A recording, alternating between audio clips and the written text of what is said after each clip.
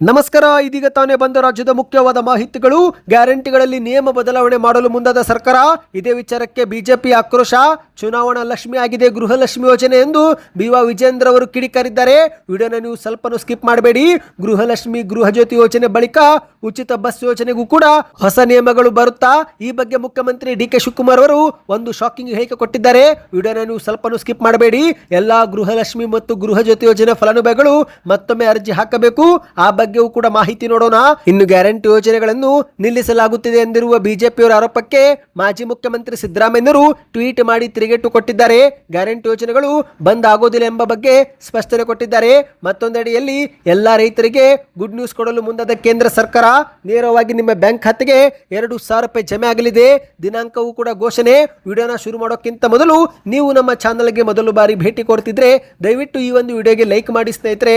ಮತ್ತು ವಿಡಿಯೋಗೆ ಲೈಕ್ ಮಾಡೋ ಜೊತೆಗೆ ಚಾನಲ್ಗೆ ಸಬ್ಸ್ಕ್ರೈಬ್ ಮಾಡ್ಕೊಳ್ಳಿ. ಯಾವ ಊರಿನಿಂದ ವಿಡಿಯೋ ನೋಡ್ತಿದ್ದೀರಾ ಕಮೆಂಟ್ ಕೂಡ ಮಾಡಿ. ಮತ್ತು ವಿಡಿಯೋ ಬಹಳ ಮುಖ್ಯವಾಗಲಿದೆ, ಪೂರ್ತಿಯಾಗಿ ನೋಡಿ. ಬನ್ನಿ ಸ್ನೇಹಿತರೆ, ಎಲ್ಲ ಮಾಹಿತಿಗಳನ್ನ ಡೀಟೇಲ್ ಆಗಿ ನೋಡೋಣ.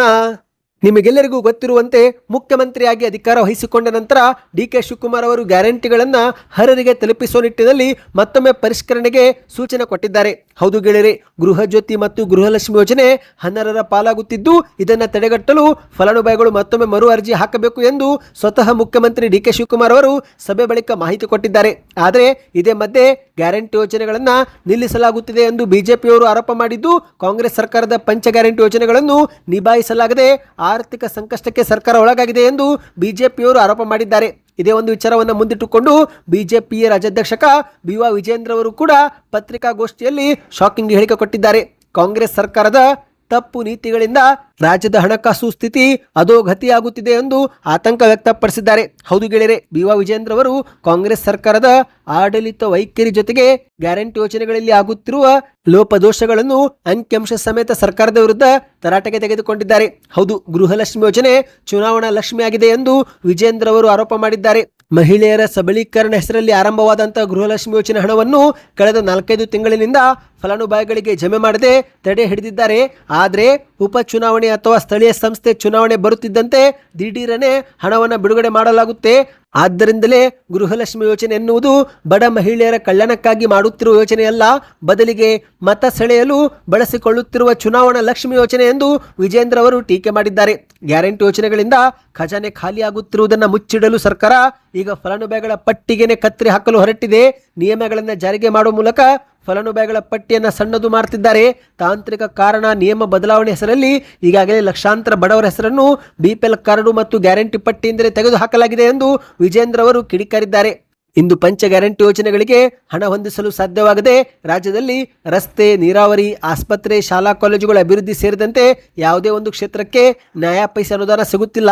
ಸ್ವತಃ ಕಾಂಗ್ರೆಸ್ನ ಶಾಸಕರೇ ತಮ್ಮ ಕ್ಷೇತ್ರದ ಅಭಿವೃದ್ಧಿಗೆ ಹಣವೂ ಕೂಡ ಸಿಗುತ್ತಿಲ್ಲ ಎಂದು ಮಾಧ್ಯಮಗಳ ಮುಂದೆ ಹೇಳುತ್ತಿದ್ದಾರೆ ಎಂದು ವಿಜೇಂದ್ರ ಅವರು ಕಿಡಿಕಾರಿದ್ದಾರೆ. ಅಂದಹಾಗೆ ಸ್ನೇಹಿತರೆ, ಇದೀಗ ಸರ್ಕಾರ ಗೃಹಲಕ್ಷ್ಮಿ ಮತ್ತು ಗೃಹಜ್ಯೋತಿ ಯೋಜನೆ ಫಲಾನುಭವಿಗಳಿಗೆ ಮತ್ತೊಮ್ಮೆ ಅರ್ಜಿ ಹಾಕುವಂತೆ ಸೂಚನೆ ಕೊಟ್ಟಿದೆ. ಸ್ವತಃ ಈ ಬಗ್ಗೆ ಮುಖ್ಯಮಂತ್ರಿ ಡಿ.ಕೆ. ಶಿವಕುಮಾರ್ ಅವರು ಇತ್ತೀಚಿನ ಸಭೆ ಬಳಿಕ ಮಾಧ್ಯಮಗಳ ಮುಂದೆ ಮಾಹಿತಿ ಕೊಟ್ಟಿದ್ದಾರೆ. ಗೃಹಲಕ್ಷ್ಮಿ ಯೋಜನೆ ಹಣವು ಬಿಡುಗಡೆ ಮಾಡಿದಾಗೊಮ್ಮೆ ಮೃತಪಟ್ಟವರ ಮತ್ತು ಅನುಮಾನಾಸ್ಪದ ಬ್ಯಾಂಕ್ ಖಾತೆಗೆ ಜಮೆ ಆಗ್ತಾ ಇದೆ. ಸುಮಾರು 100 ಕೋಟಿಗೂ ಅಧಿಕ ಗೃಹಲಕ್ಷ್ಮಿ ಯೋಜನೆ ಹಣ ದುರ್ಬಳಕೆ ಆಗ್ತಾ ಇದೆ. ಹಾಗಾಗಿ ಫಲಾನುಭವಿಗಳು ಮತ್ತೊಮ್ಮೆ ಮಾಹಿತಿ ಕೊಡಬೇಕು, ಅರ್ಜಿಯನ್ನು ಹಾಕಬೇಕು. ಇನ್ನು ಗೃಹಜ್ಯೋತಿ ಯೋಜನೆಯೂ ಕೂಡ ಮನೆಗೆ ಮಾತ್ರವಲ್ಲದೆ ಅಂಗಡಿ ಮತ್ತು ಇತರೆ ವಾಣಿಜ್ಯ ಘಟಕಕ್ಕೆ ಬಳಸಲಾಗ್ತಾ ಇದೆ. ಹಾಗಾಗಿನೇ ಗೃಹಜ್ಯೋತಿ, ಗೃಹಲಕ್ಷ್ಮಿ 2 ಯೋಜನೆಗಳನ್ನು ಪರಿಷ್ಕರಣೆ ಮಾಡಬೇಕಾಗಿದೆ ಎಂದು ಮುಖ್ಯಮಂತ್ರಿ ಡಿ.ಕೆ. ಶಿವಕುಮಾರ್ ಅವರು ಹೇಳಿಕೆ ಕೊಟ್ಟಿದ್ದಾರೆ. ಬನ್ನಿ ಸ್ನೇಹಿತರೆ, ಎರಡನೇ ಮಾಹಿತಿಗೆ ಹೋಗೋಣ.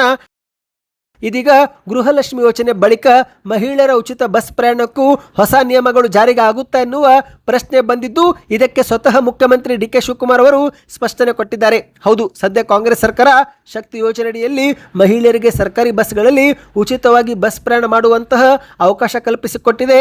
ಕಾಂಗ್ರೆಸ್ ಸರ್ಕಾರದ ಮೊದಲ ಗ್ಯಾರಂಟಿ ಜಾರಿಗೆ ಆಗಿದೆ, ಶಕ್ತಿ ಯೋಜನೆ ಆಗಿದೆ. ಆದರೆ ಈ ಒಂದು ಯೋಜನೆಯೂ ಕೂಡ ದುರ್ಬಳಕೆ ಆಗ್ತಾ ಇದೆ. ಹೌದು, ಕರ್ನಾಟಕದ ಮಹಿಳೆಯರು ಮಾತ್ರವಲ್ಲದೆ ಮಹಾರಾಷ್ಟ್ರ, ಕೇರಳ, ಆಂಧ್ರ ಪ್ರದೇಶದ ಮಹಿಳೆಯರು ಕೂಡ ಈ ಒಂದು ಯೋಜನೆ ಲಾಭ ಪಡೆದುಕೊಳ್ಳುತ್ತಿದ್ದು, ಇದರಿಂದ ಸರ್ಕಾರಕ್ಕೆ ಹೆಚ್ಚುವರಿ ಹೊರೆಯಾಗಿದೆ. ಹಾಗಾಗಿನೇ ಸರ್ಕಾರ ಈಗ ಶಕ್ತಿ ಯೋಜನೆಗೆ ಒಂದು ಸ್ಮಾರ್ಟ್ ಕಾರ್ಡ್ ಕೊಡುವ ಬಗ್ಗೆ ನಿರ್ಧಾರ ಮಾಡಿದೆ. ಹೌದು, ಈ ಬಗ್ಗೆ ಮಾಧ್ಯಮಗಳ ಮುಂದೆ ಮಾತನಾಡಿದಂತ ಮುಖ್ಯಮಂತ್ರಿ ಡಿ ಕೆ ಶಿವಕುಮಾರ್ ಅವರು, ನೋಡ್ರಿ, ಯಾವುದೇ ಕಾರಣಕ್ಕೂ ಗೃಹಲಕ್ಷ್ಮಿ ಯೋಜನೆ ಸೇರಿದಂತೆ ಪಂಚ ಗ್ಯಾರಂಟಿ ಯೋಜನೆಗಳನ್ನು ನಿಲ್ಲಿಸುತ್ತಿಲ್ಲ, ಬದಲಿಗೆ ಅರ್ಹ ಫಲಾನುಭವಿಗಳಿಗೆ ಮಾತ್ರ ತಲುಪಿಸಬೇಕು ಎನ್ನುವ ಕಾರಣಕ್ಕೆ ಯೋಜನೆಗಳ ಪರಿಷ್ಕರಣೆ ಮಾಡುತ್ತಿದ್ದೇವೆ ಎಂದು ಹೇಳಿಕೆ ಕೊಟ್ಟಿದ್ದಾರೆ. ಶಕ್ತಿ ಯೋಜನೆಯ ಲಾಭವನ್ನು ಅನರ್ಹರು ಕೂಡ ಪಡೆದುಕೊಳ್ಳುತ್ತಿದ್ದಾರೆ. ಈ ಬಗ್ಗೆ ನಮ್ಮ ಬಳಿ ದಾಖಲೆಗಳು ಇದ್ದು, ಹಾಗಾಗಿನೇ ಗ್ಯಾರಂಟಿ ಪರಿಷ್ಕರಣೆ ಅಗತ್ಯವಾಗಿದೆ.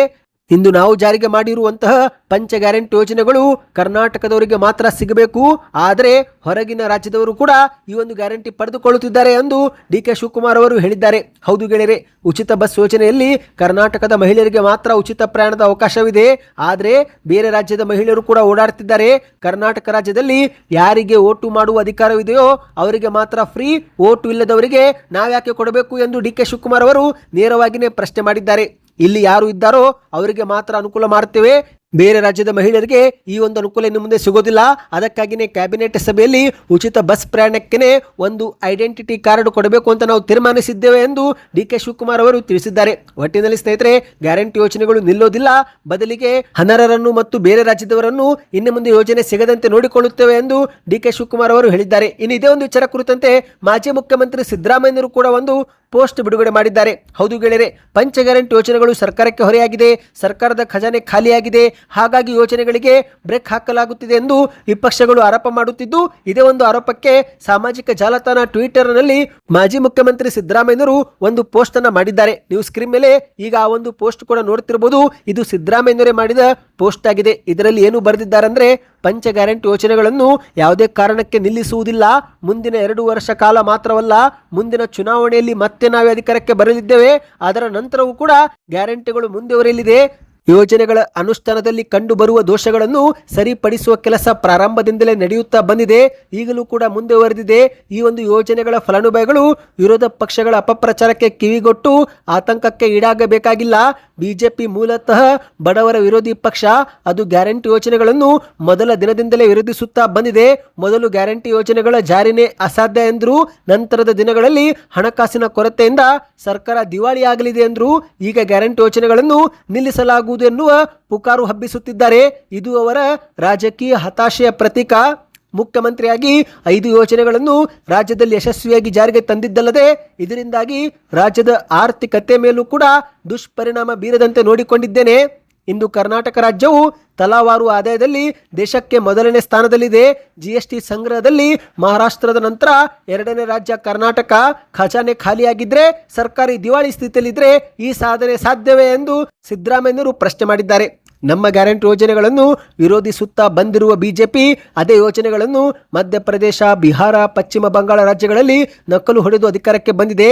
ಇವರಿಗೆ ಗ್ಯಾರಂಟಿ ಯೋಜನೆಗಳನ್ನು ವಿರೋಧಿಸುವ ಯಾವ ನೈತಿಕತೆ ಇದೆ?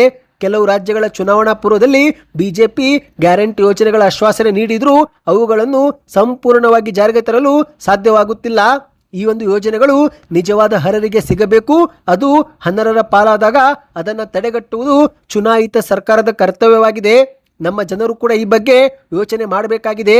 ದುರಾಸೆಗೆ ಬಲಿ ಬಿದ್ದು ಸರ್ಕಾರಕ್ಕೆ ಮೋಸ ಮಾಡಿ ಗ್ಯಾರಂಟಿ ಯೋಜನೆಗಳ ಲಾಭ ತೆಗೆದುಕೊಳ್ಳುವುದು ಕಾನೂನಿನ ಉಲ್ಲಂಘನೆ ಮಾತ್ರವಲ್ಲ, ರಾಜ್ಯದ ಜನತೆಗೇನೆ ಬಗೆಯುವ ದ್ರೋಹವಾಗಿದೆ. ಇಂತಹ ವಿಷಯದಲ್ಲಿ ವಿರೋಧ ಪಕ್ಷಗಳು ರಾಜಕೀಯ ಲಾಭಕ್ಕಾಗಿ ಅಪಪ್ರಚಾರ ಮಾಡಲು ಹೋಗದೆ ಅರ್ಹರಿಗೆ ಯೋಜನೆಗಳನ್ನು ತಲುಪಿಸಲು ಸರ್ಕಾರಕ್ಕೆ ನೆರವಾಗಬೇಕು ಎಂದು ಸಿದ್ದರಾಮಯ್ಯರು ಟ್ವೀಟ್ ಮಾಡಿದ್ದಾರೆ. ಹೌದು ಗೆಳೆಯರೆ, ಒಟ್ಟಿನಲ್ಲಿ ಈಗ ಸರ್ಕಾರ ಗೃಹಲಕ್ಷ್ಮಿ ಮತ್ತು ಗೃಹಜ್ಯೋತಿ ಯೋಜನೆಯ ಫಲಾನುಭವಿಗಳಿಗೆ ಮತ್ತೊಮ್ಮೆ ಮರುನೋಂದಣಿ ಮಾಡುವಂತೆ ಸಲಹೆ ಕೊಡ್ತಾ ಇದೆ. ಅಂದರೆ ಮತ್ತೊಮ್ಮೆ ನೀವು ಬೆರಳಚ್ಚು ಬಯೋಮೆಟ್ರಿಕ್ ಸ್ಕ್ಯಾನಿಂಗ್ ಮೂಲಕ ಅರ್ಜಿ ಪ್ರಕ್ರಿಯೆಯನ್ನು ಪೂರ್ತಿ ಮಾಡಿಕೊಳ್ಳಬೇಕಾಗುತ್ತೆ. ಶೀಘ್ರವೇ ಸರ್ಕಾರ ಅಧಿಕೃತ ಅರ್ಜಿ ಕರೆಯಲಿದೆ ಸ್ನೇಹಿತರೆ, ಆ ಬಗ್ಗೆ ಮಾಹಿತಿ ತಂದು ಕೊಡುತ್ತೇವೆ. ಬನ್ನಿ ಇದೀಗ ಕೊನೆಯ ಮಾಹಿತಿಗೆ ಹೋಗೋಣ. ನೀವು ಕೂಡ ರೈತರಾಗಿದ್ದು ಪಿಎಂ ಕಿಸಾನ್ ಸಮ್ಮಾನ್ ನಿಧಿ ಯೋಜನೆ ಫಲಾನುಭವಿಗಳಾಗಿದ್ದರೆ ಕಳೆದ ಮಾರ್ಚ್ ತಿಂಗಳಲ್ಲಿ 22ನೇ ಕಂತು ಬಿಡುಗಡೆ ಮಾಡಲಾಗಿತ್ತು. ಅದು ನಿಮ್ಮ ಬ್ಯಾಂಕ್ ಖಾತೆಗೆ 2,000 ರೂಪಾಯಿ ಜಮಾ ಆಗಿದೆಯಾ? ಕಮೆಂಟ್ ಮಾಡಿ. ಹೌದು, ಕೃಷಿ ಚಟುವಟಿಕೆಗೆ ಸಹಾಯವಾಗಲಿ ಎಂದು ಸರ್ಕಾರ ಪಿಎಂ ಕಿಸಾನ್ ಸಮ್ಮಾನ್ ನಿಧಿ ಯೋಜನೆ ಜಾರಿಗೆ ತಂದಿದ್ದು, ಇದುವರೆಗೆ ಒಟ್ಟು 22 ಕಂತು ಜಮೆ ಮಾಡಲಾಗಿದೆ. ಪ್ರತಿ ಕಂತಿನಲ್ಲಿ 2,000 ರೂಪಾಯಿಯಂತೆ 22 ಕಂತು ಜಮೆ ಮಾಡುವ ಮೂಲಕ 44,000 ಹಣವನ್ನು ಫಲಾನುಭವಿಗಳ ಬ್ಯಾಂಕ್ ಖಾತೆಗೆ ಜಮೆ ಮಾಡಲಾಗಿದೆ. ಇದೀಗ 23ನೇ ಕಂತು ಶೀಘ್ರವೇ ಜಮೆ ಆಗುವ ಮಾಹಿತಿ ಲಭ್ಯವಾಗಿದೆ. ಹೌದು ಗೆಳೆಯರೆ, ಮಾರ್ಚ್ ತಿಂಗಳಲ್ಲಿ 22ನೇ ಕಂತು ಬಿಡುಗಡೆ ಆಗಿದೆ.